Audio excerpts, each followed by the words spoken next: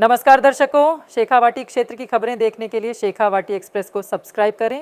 झुंझुनू के नवनियुक्त पुलिस अधीक्षक शरद चौधरी ने पदभार संभाला।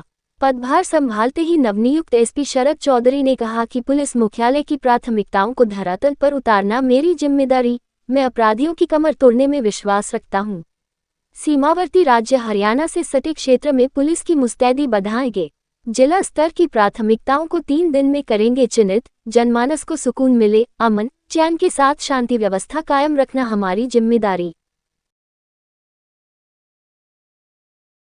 राजस्थान सरकार के आदेश की पालना में मैं जोधपुर पुलिस कमिश्नरेट से स्थानांतरित होकर के आज मैंने पुलिस अधीक्षक झुंझुनू के रूप में पदभार ग्रहण किया।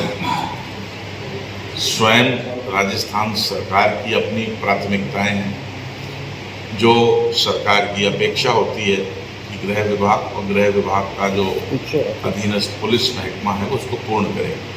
तो मेरी निश्चित रूप से जो राज्य सरकार की प्राथमिकताएं हैं वो मेरी भी हैं। मेरे वरिष्ठता क्रम में जो सीनियर मोस्ट पुलिस महानिदेशक महोदय हैं वो भी समय समय पर हमको प्राथमिकताओं से अवगत कराते रहते हैं। वर्ष 2024 की लिखित में प्राथमिकताएं जारी हो गई, जो हर साल जनवरी में होती हैं।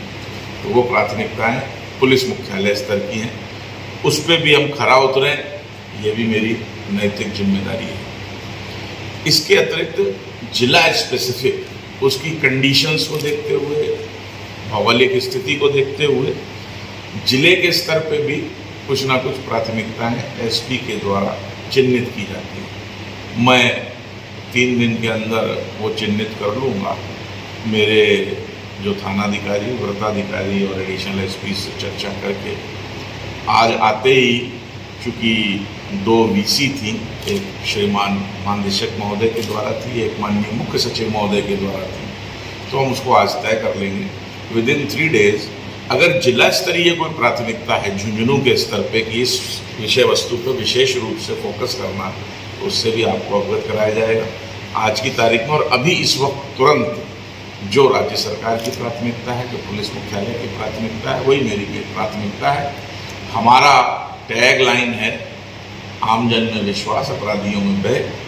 मैं स्वयं अपनी तरफ से लीडर होने के नाते और मेरी झुंझुनू की जो पूरी पुलिस की टीम है, हम प्रयास करेंगे कि इन 2 लाइनों के ऊपर खरे उतरें और सार्थक उतरें। जनमानस को सुकून मिले, अमन चैन शांति इस जिले में कायम रहे। इसके अतिरिक्त मेरी ये जानकारी में आया है तथ्य कि अतिशीघ्र एक विधानसभा क्षेत्र में बाई इलेक्शन होने, उपचुनाव होने, क्योंकि वहाँ से जो आप सबको विदित है माननीय एमएलए साहब थे, वो माननीय सांसद महोदय हैं, तो वो चुनाव होंगे।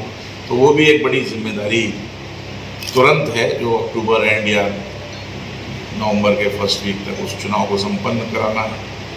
तो जो प्रक्रिया होती है, अभी पूरा प्रदेश विधानसभा लोकसभा चुनाव के दौर से गुजरा है, तो वो भी मेरी प्राथमिकता में रहेगा कि हम बिल्कुल निष्पक्ष मेरिट पे चुनाव संपन्न करा पाए। तुरंत तात्कालिक प्राथमिकता, चूँकि मैं आपसे इसलिए शेयर कर रहा हूँ, 21 तारीख को एक वर्ग विशेष के द्वारा भारत बंद का आह्वान किया गया है, उसके संदर्भ में आज दोनों वीसी थी।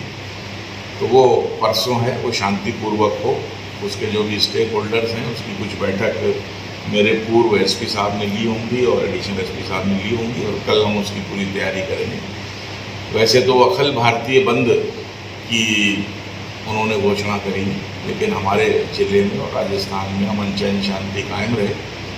संवैधानिक व्यवस्था है, कानून का राज है, हर किसी को अपनी बात कहने का अधिकार है, तो वो उसको पुरजोर तरीके से रखें। लेकिन आपके माध्यम से मैं ये सबसे निवेदन करना चाहूँगा कि जो भी लोग बंद के समर्थन में, कुछ लोग बंद के समर्थन में नहीं होंगे और कुछ ऐसे होंगे जिन्हें कि वो तटस्थ रहना चाहेंगे, ना तो बंद का समर्थन है ना बंद का विरोध है। तो मैं सभी से आग्रह करूंगा, पूरे झुंझुनू जिले की जनता से आग्रह करूंगा, 21 तारीख को सौहार्दपूर्वक वातावरण बना रहे, अमन चैन बना रहे। हमारी वो प्राथमिकता होगी।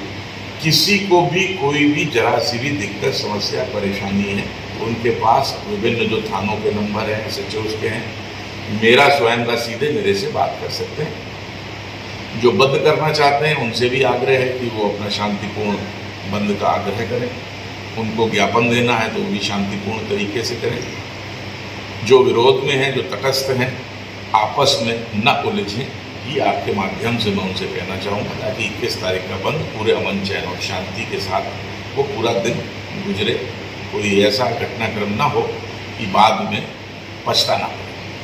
एक सर, झुंझुनू जिले की सीमा हरियाणा बॉर्डर से सटी हुई है और हरियाणा में बढ़ते हुए अपराध झुंझुनू के लिए बड़ा चैलेंजिंग है। किस तरह अंकुश रहेगा, किस तरह क्या बॉर्डर पर निगरानी रहेगी?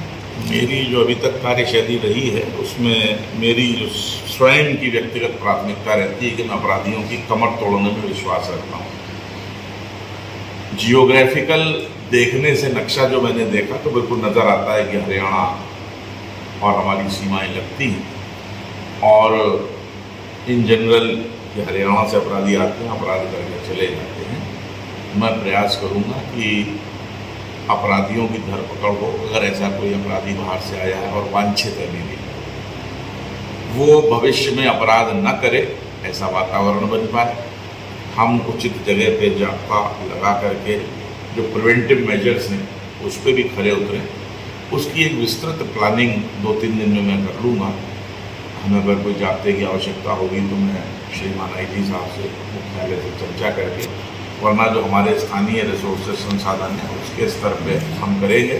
और जो आपका कहना है कि हरियाणा के संदर्भ में, जैसा मैंने अपने पूरी पहले बात कही थी कि जिला स्पेसिफिक कोई प्राथमिकता उसमें से एक ही हो सकती है, हम इस पर पूरी पुरजोर तरीके से कार्य करेंगे। एक सर, लकड़ी तस्कर और तेल तस्कर हरियाणा बॉर्डर पर खासे सक्रिय हैं और कच्चे रास्तों से लगातार वो अवैध कारोबार करते हैं। उन पर अंकुश लगाने को लेकर क्या कुछ योजनाएं हैं?